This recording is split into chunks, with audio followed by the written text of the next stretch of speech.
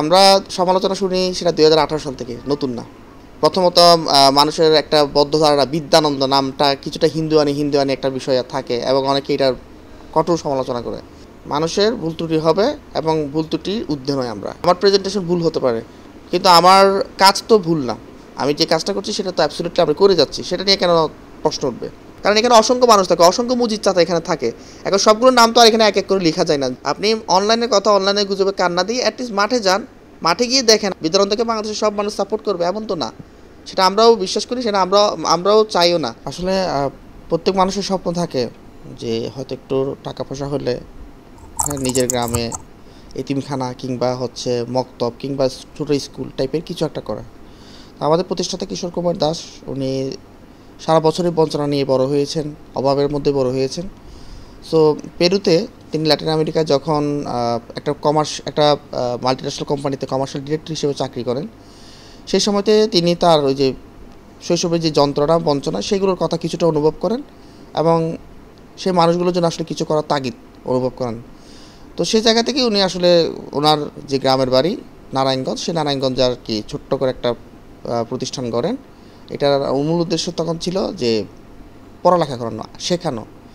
এবং উনি কিছুটা হচ্ছে আসলে ট্রেডিশনাল পড়াশোনার ছিলেন, মানে হয়তো বাইরে ছিলেন। তিনি চাইতেন যে সবাই একটু ভিন্নভাবে আনন্দের মাধ্যমে শিখুক বা খেলতে খেলতে শিখুক, মজার মধ্যে শিখুক। তো ওই বিষয়টা থেকে তিনি প্রতিষ্ঠানের নাম দিলেন যে Bidyanondo Foundation. So Bidyanondo Foundation এরপর হচ্ছে চট্টগ্রাম এবং পরবর্তীতে ঢাকাতেও এই অ্যাক্টিভিটি আমরা শুরু করি। আমাদের প্রাথমিকভাবে আমাদের কার্যক্রম ছিল পথ শিশু এবং ছিন্নমূল শিশুদের পড়ানো। মূলত এটা একাডেমিক ক্লাসই হতো আমাদের এখানে। এটা হচ্ছে ফর্মাল স্কুল না, কিন্তু আমরা একাডেমিকভাবে তাদেরকে জাস্ট পড়াতাম বেসিক বিষয়গুলো, যেমন গণিত, ইংরেজি, এই জিনিসগুলো। এটার পাশাপাশি আমাদের লাইব্রেরি ছিল। আমার পিছনে হয়তো আপনাদের অনেকগুলো বই দেখতে পাচ্ছেন। এই বইগুলো আমরা বিভিন্ন জায়গা থেকে কালেক্ট করতাম, পুরাতন বই, এবং মানুষকে জাস্ট বই পড়ায় উদ্বুদ্ধ করতাম। এখানে এসে যে কেউ বই পড়তে পারতো ফ্রিতে। এইভাবে আমাদের কাজটা শুরু করা। এখন ছিন্নমূল শিশুদের পড়াতে গিয়ে, কারণ বাংলাদেশে তো এডুকেশন ফ্রি, সরকার কিন্তু অনেক সুযোগ সুবিধা দিচ্ছে, ফ্রিতে বই দিচ্ছে। তো বিষয়গুলো নিয়ে যখন আরও ডিটেইলে কাজ করার জন্য আমাদের যখন সুযোগ হচ্ছিল, তখন আমাদের মনে হলো কি যে এটার সাথে আসলে তো খাবারটা রিলেটেড। কারণ আমরা যাদেরকে নিয়ে কাজ করি, যে পথ শিশুদের নিয়ে, ছিন্নমূল শিশুদের নিয়ে কাজ করি, তারা এখানে অনেকে আসে হচ্ছে ক্ষুধা নিয়ে, কিংবা অনেকে আসলে ওই খাবারের জন্য আর আসলে আর স্কুলে আসে না। তারা আলটিমেটলি চলে যায় পথে পথে ভিক্ষা করে কিংবা খাবারের জন্য তারা কাজ করে। তো এই বিষয়টা চিন্তা করে আমরা আসলে অ্যাটলিস্ট খাবারের দেখিয়ে হলো স্কুল বা তাদেরকে স্কুলমুখী করতে পারি কিনা, এই বিষয় চিন্তা করে আমরা আসলে মিলটা চালু করলাম। আমরা তাদেরকে পড়ানোর পাশাপাশি মিলটা দেওয়া শুরু করলাম। তখন হয়তো আমাদের তো অত ফান্ড ছিল না, আমরা আসলে ছোটো পরিসরে বিস্কিট, হয়তো সপ্তাহে একদিন ভালো খাবার, এভাবে আমরা আয়োজনটা করতাম ছোটো ছোটো করে। পরবর্তীতে দাদার যেহেতু বেশ ভালো জায়গায় কাজ করেন এবং তার বেশ নাম, তো ওনার যারা ফ্রেন্ড সার্কেল বা ওনার যারা শুভাকাঙ্ক্ষী, তারা আস্তে আস্তে বিদ্যানন্দে ইনভলভ হওয়া শুরু করলেন এবং দান করা শুরু করলেন। এবং সেভাবে আস্তে আস্তে যখন দেখা যাচ্ছে আমাদের কাছে ফান্ড থেকে যাচ্ছে খাবার প্রজেক্টের জন্য, তখন আমরা চিন্তা করলাম কি আমরা রেগুলার বেসিসে কেন খাবার দিব না। তো যেহেতু বাংলাদেশে খাবার প্রজেক্ট, এটা কিন্তু চিরায়ত একটা বিষয় এবং বহুকাল আগে থেকে কিন্তু বাংলাদেশের মানুষ খাওয়াতে পছন্দ করে। সেটা জন্মদিন হয়, কারো মৃত্যুবার্ষিকী, কেউ দান সৎকার করতে গিয়ে খাওয়ায়। তা আমরা সেই জায়গা থেকে চিন্তা করলাম আমরা খাওয়ানোর একটা প্রজেক্ট শুরু করবো, যেটা আমরা রেগুলার করব। আর বিদ্যানন্দ সবসময় চিন্তা করে কি যে কাজের পিছনে একটা চিন্তা, আমরা কাজটা কিন্তু বাকিদের মতো চিরায়ত কাজগুলো করি, কিন্তু কাজের পিছনে আমাদের চিন্তাটা একটু ভিন্ন থাকে। তো আমরা চিন্তা করলাম কি খাবারটা আমরা তাদেরকে আসলে একটা ডিগনিটি এনশিওর করার জন্য আমরা ফ্রিতে দিব না, বরং আমরা তাদের কাছ থেকে একটা প্রতীকী মূল্য নিব, যেখান থেকে মূলত এই 1 টাকায় আহার এই নামটা আসে। তো এইভাবে আমরা 2016 সালের দিকে ফর্মালি আমরা খাবার প্রজেক্ট 1 টাকায় আহার চালু করি। এরপর আরও বিভিন্ন প্রজেক্টে 1 টাকা আহার হাত ধরে আস্তে আস্তে আসতে থাকে। আসলে সমালোচনা কেন যারা করে তারাই আসলে মানে উত্তরটা দিলে ভালো হয়। সমালোচনার বিষয়টা আমরা সমালোচনা শুনি সেটা 2018 সাল থেকে, নতুন না। প্রথমত মানুষের একটা বদ্ধ ধারণা, বিদ্যানন্দ নামটা কিছুটা হিন্দুয়ানি একটা বিষয় থাকে এবং অনেকে এটার কঠোর সমালোচনা করে এবং আমাদের বিদেশি কোনো সংস্থার গোপন এজেন্ডা থাকতে পারে, এই ধরনের বিষয়। কারণ একটা প্রতিষ্ঠান পাগলের মতো কেন কাজ করবে মানুষের জন্য, স্বার্থ ছাড়া কাজ করবে কেন এইভাবে, তারা এত টাকা কই পায়, কেন মানুষ তাদেরকে বিশ্বাস করবে, এই জিনিসগুলো কিন্তু খুবই লজিক্যাল। এবং এই জিনিসগুলো কিন্তু অনেকের মনে আসছে, যেহেতু বাকিদের চেয়ে আমরা ভিন্ন, আমরা একটা ট্রান্সপারেন্সি একটা মেনটেন করার মাধ্যমে মানুষের আস্থা অর্জন করতে পেরেছি এবং খুবই দ্রুত প্রায় 10 বছরের মধ্যে কিন্তু ছোট্ট একটা সে যে লাইব্রেরির কথা বলছি সেই জায়গা থেকে এত বড় একটা ফাউন্ডেশনের মতো একটা অর্গানাইজেশন দাঁড় করাতে পেরেছি। সুতরাং সাধারণ মানুষের মনে এগুলো প্রশ্ন আসবেই এবং এগুলোর ব্যাখ্যা আমরা বিভিন্ন সময় দিয়েছি। আমরা আমরা আমরা আসলে মানে রেস্টলেসভাবে কাজ করি দিনরাত, এবং যে কারণে আসলে যখন উদ্দেশ্য সৎ থাকে, মানে আমাদের মধ্যে ডেডিকেশনটা ভালো থাকে এবং আমাদের টিম মোটিভেশন যখন ভালো থাকে, তখন আসলে যে কোনো ধরনের কাজ করা বা ইমপ্রুভ করাটা খুবই সাধারণ ব্যাপার এবং খুবই স্বাভাবিক ব্যাপার। সেটা আমরা কিন্তু বছরের পর বছর করে যাচ্ছি। তো এই বিষয়গুলো হচ্ছে অনেকের মনে সন্দেহ জায়গাতে, এবং দেখা যায় কি কিছু কিছু মানুষের স্বার্থের মধ্যে হয়তো কিছুটা হলো এটা বলা চলে যে আঘাত করে, যার কারণে হয়তো তারা বিদ্যানন্দকে ভুলভাবে ব্যাখ্যা করে হয়তো বিদ্যানন্দের ইমেজ তারা নামাতে চায় এবং বিদ্যানন্দকে আসলে ডাউন করতে চায়। এটাই আমরা মনে করি। আসলে প্রথমত হচ্ছে আমরা মানুষের ভুল ত্রুটি হবে এবং ভুল ত্রুটির ঊর্ধ্বে নয় আমরা। এটা আমরা সবসময় বিভিন্ন সময় আমরা পেজে লিখি যে আমরা মানুষ, আমরা ভুল ত্রুটির ঊর্ধ্বে নয়, আমাদের ভুল ত্রুটি থাকবে। এবং আপনি যেটা বলছেন আরেকজনের ছবি, হ্যাঁ সেটা অবশ্যই ভুল ছিল এবং সেটা সে কারণে আমরা কিন্তু সংশোধনী বার্তা দিয়েছি এবং ঘটনাটা কী হয়েছে সেখানে কিন্তু শেয়ার করা হয়েছিল। সো আপনি বলতে পারেন আমার কমিউনিকেশন বা আমার প্রেজেন্টেশন ভুল হতে পারে, কিন্তু আমার কাজ তো ভুল না। আমি যে কাজটা করছি সেটা তো অ্যাবসলিউটলি আমি করে যাচ্ছি, সেটা নিয়ে কেন প্রশ্ন উঠবে? আমার যেই ঘটনাটা ঘটেছে সেটা আমরা পুরোটাই ব্যাখ্যা দিয়েছি এবং সেটা যেন আমরা সরি বলেছি। সো জাস্ট একটা ফেসবুক পেজের একটা ভুল নিয়ে একটা প্রতিষ্ঠানকে আসলে প্রশ্নবিদ্ধ করাটা এটা কতটা যুক্তিযুক্ত আমার কাছে মনে হয়েছে। একাধিক ছবি প্রকাশ নিয়ে আমরা অলরেডি ব্যাখ্যা করেছি এবং এই একটা না, আমাদের ইয়াতে হাজার রকমের আপনি ছবি পাবেন যেগুলো একাধিকবার পোস্ট করা, কিন্তু মানুষ সাধারণত ছবি দেখছে, কিন্তু ছবির পাশে যে লেখাটা ক্যাপশনটা সেটা কিন্তু কেউ যাচাই করছে না। আমরা এটাই বারবার বলছি, আপনি লেখাটা যাচাই করেন। আমরা কিন্তু কোনো জায়গায় বলছি না এই গরুটা আজকে জবাই করা হয়েছে, কারণ একটা গরু বা একটা যে কোনো একটা ছবি সেটা লেখার কিন্তু একটা ধরন থাকে, লেখাটা বুঝতে হবে আমরা লেখার মাধ্যমে কী বোঝাতে চেয়েছি। আমি বলছি কি গরুর মাংস খেতে মানুষের ভালো লাগে, আমরা যেদিন গরু জবাই করি সেদিন হচ্ছে কি ওই এলাকার মানুষের মনে আনন্দ থাকে। এখন এখানে বলেন এই লেখার মধ্যে আমি কিসের ছবি ব্যবহার করবো? নিশ্চয়ই একটা গরুর ছবি। এখন এই গরুটা হয়তো যেদিন জবাই করা হয়েছিল বা যেদিন আয়োজন করা হয়েছিল সেই দিনের হয়তো কোনো একটা ছবি হতে পারে। সো সেই ছবিটাই তো আমি আজকে এখানে ইউজ করলাম, একটা রেফারেন্সের ছবি, যেহেতু আমি গরু নিয়ে কথা বলছি।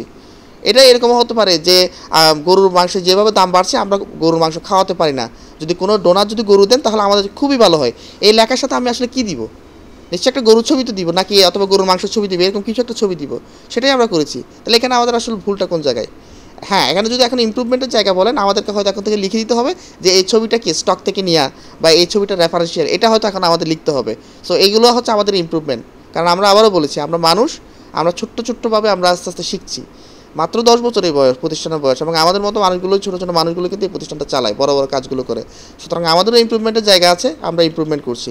যদি আমরা পেশাদার প্রতিষ্ঠান দিয়ে যদি এই কাজগুলো করাতাম, কোনো এজেন্সি দিয়ে কাজগুলো করাতাম, হয়তো এই ভুলগুলো হতো না বা এত নিখুঁতভাবে হয়তো কাজগুলো হতো। কিন্তু আবারও বলছি আমাদের আনারে হাতের কাজ, আমরা আসলে আনারেই থাকবো আলটিমেটলি। এটাও একই রকম বিষয়। মজিদ চাচা বলা হচ্ছে, মজিদ চাচার পাশাপাশি এখানে আরও অনেকগুলো নাম আছে, জলিল চাচা, তারপর হচ্ছে রহিমা খালা, পথশিশু সেলিম, এরকম অসংখ্য নাম আপনারা পাবেন।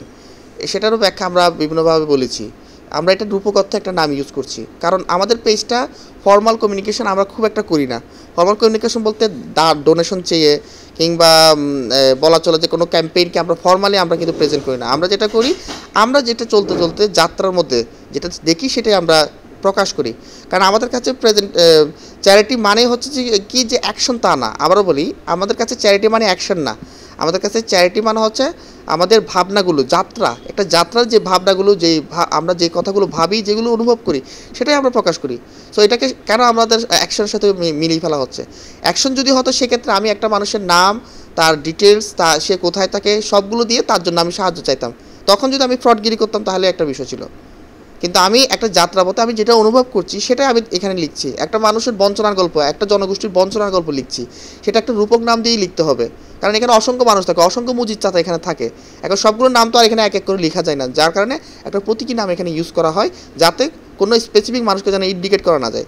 আর একটা বিষয় হচ্ছে কি, যেমন অনেক সময় নামের সাথে বাংলাদেশের বিখ্যাত কোনো মানুষের নাম মিলে যেতে পারে, এবং অনেক সময় প্রশ্ন উঠতে পারে যে আপনি স্পেসিফিকভাবে কোনো মানুষকে হেয় করছেন কিনা। যেমন হাসিনা, এ ধরনের নাম কিন্তু গ্রামেগঞ্জের কিন্তু খুবই কমন।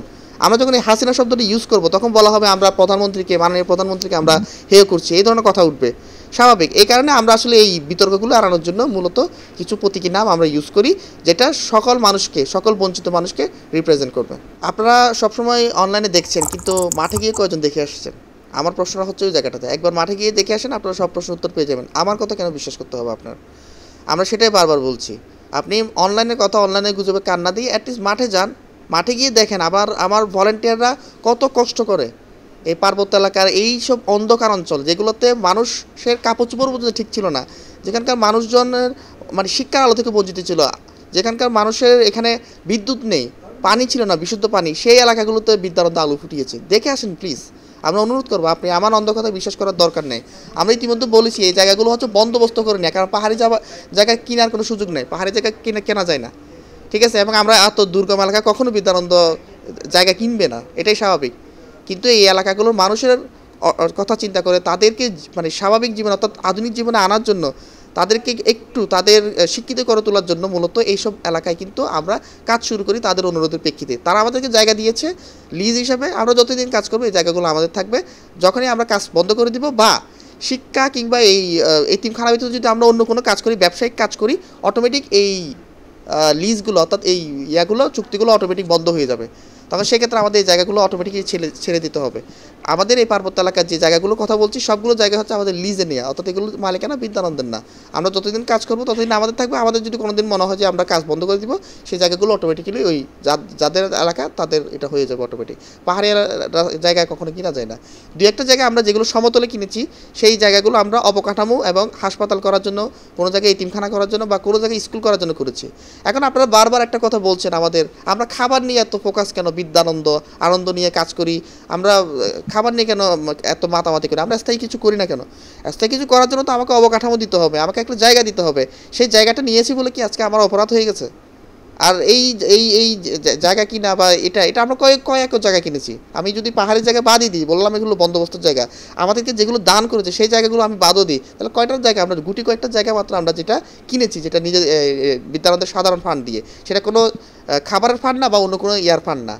আমাদের একটা হাসপাতাল আছে, সেই হাসপাতাল কিন্তু একটা অস্থায়ী জায়গায় আছে। যে কোনো মুহূর্তে হাসপাতালে ওই অস্থায়ী জায়গার কর্তৃপক্ষ যদি বলে যে আপনারা আমাদের জায়গাটা লাগবে, আপনারা ছেড়ে দেন, তখন আমি হাসপাতাল নিয়ে কই যাবো? তখন তো আপনারা তো কেউ জায়গা দিবেন না আমাকে। তো সেই জায়গাতে আমাকে চিন্তা করতে হবে যে একটা জিনিস যখন দাঁড় করিয়েছি সেটাকে আমাকে টিকিয়ে রাখার জন্য হলো। অ্যাটলিস্ট আমি হাসপাতাল কথা বললাম, আমি স্কুলের কথা বললাম, এতিমখানার কথা বললাম, এগুলো সবগুলোই তো মানুষের কল্যাণে। আমি তো আমার অফিস বানানোর জন্য, কেন আমি তো গুলশান বানানোতে গিয়ে অফিস নিতে পারতাম, আমি তো গুলশান বানানোতে গিয়ে অফিস নিই নাই। খুবই সাদামাটার জায়গায় কিন্তু আমরা কাজ করতেছি।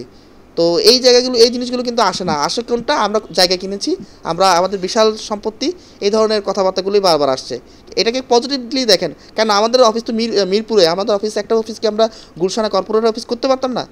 অ্যাটলিস্ট গুলশানে কর্পোরেট অফিস যদি আমরা করতাম, সেই জায়গায় গুলশানে অনেক কর্পোরেট অফিস আছে, অনেক প্রতিষ্ঠান আছে, তাদের সাথে লিয়াজোটা তো আমরা বেশ ভালোই করতে পারতাম, ভালোই তো ডোনেশন আসতো।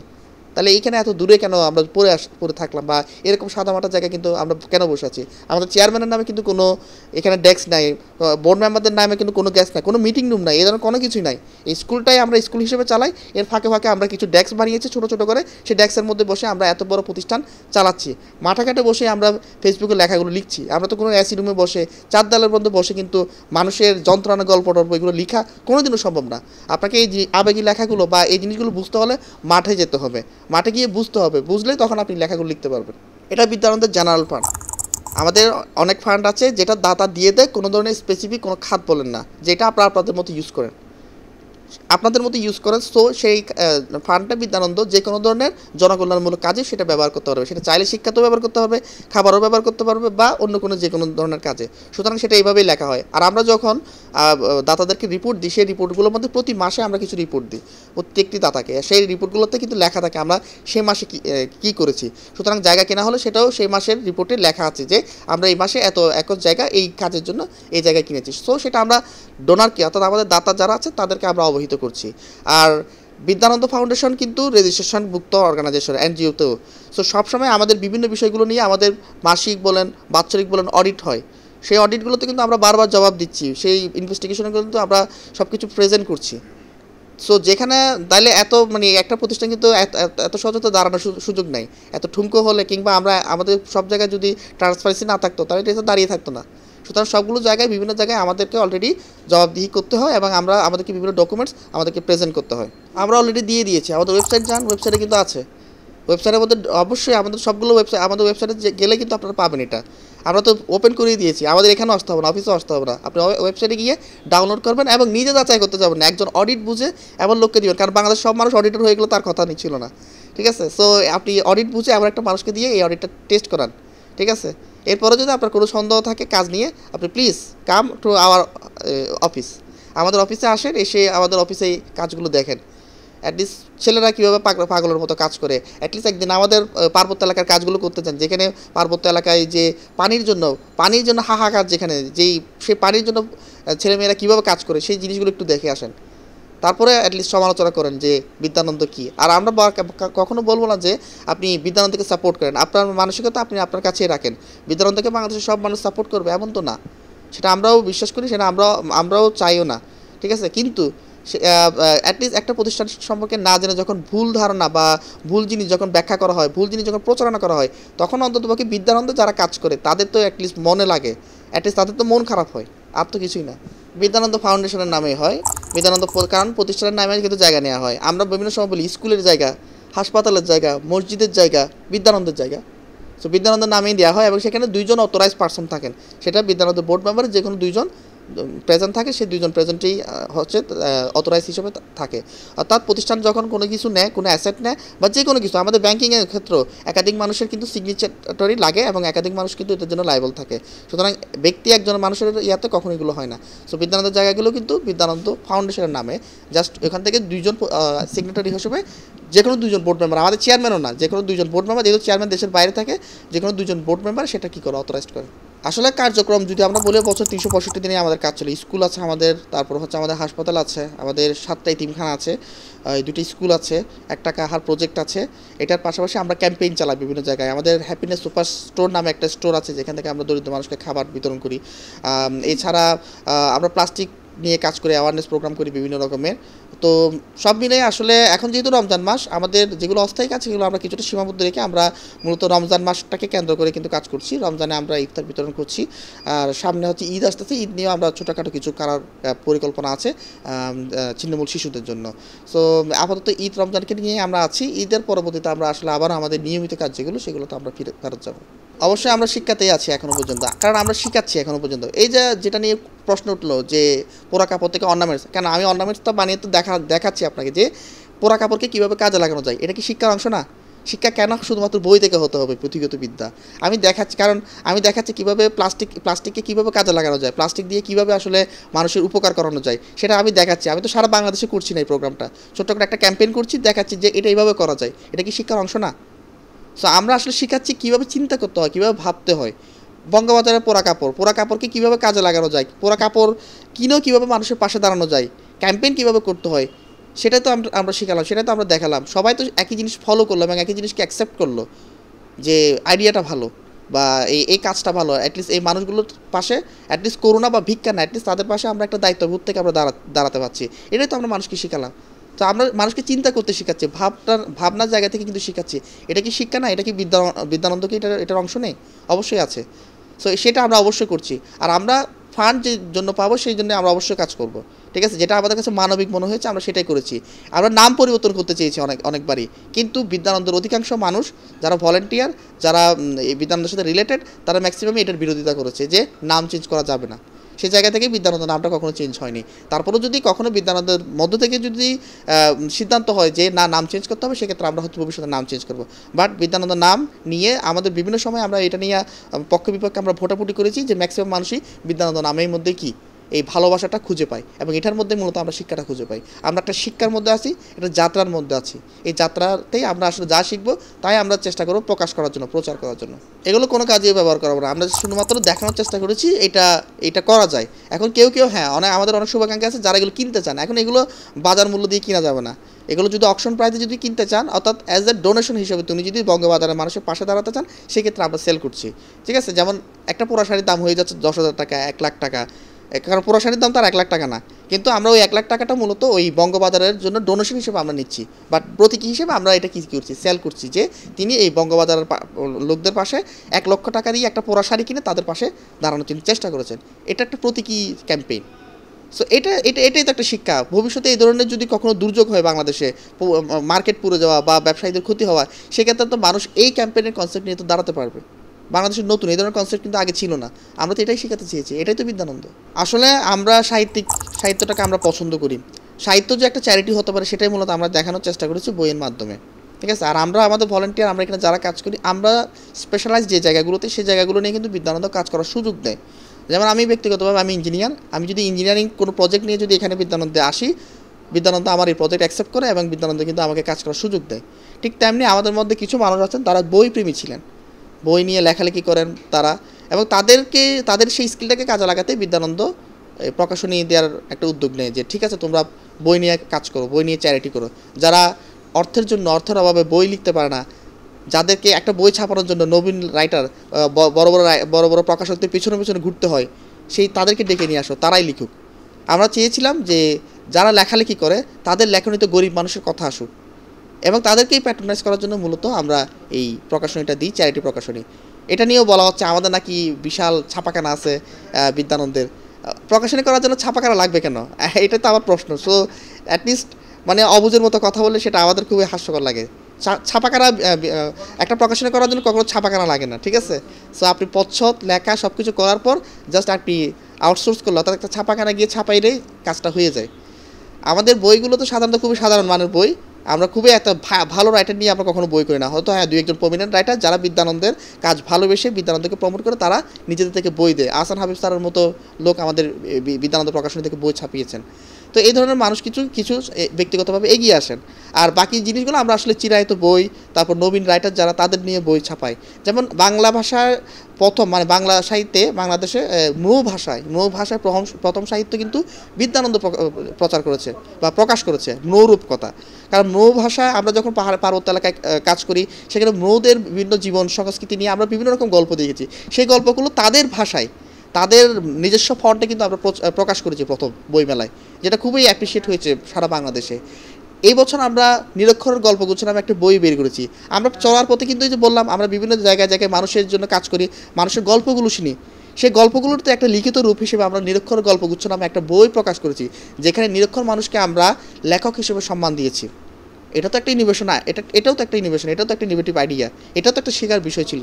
সো এইভাবে আমরা এই প্রকাশনীটাকে আমরা শুধুমাত্র মানুষের ভালোর জন্য, মানুষের উপকারের জন্য মূলত আমরা চেষ্টা করছি এই প্রকাশনের কার্যক্রমগুলো করার জন্য।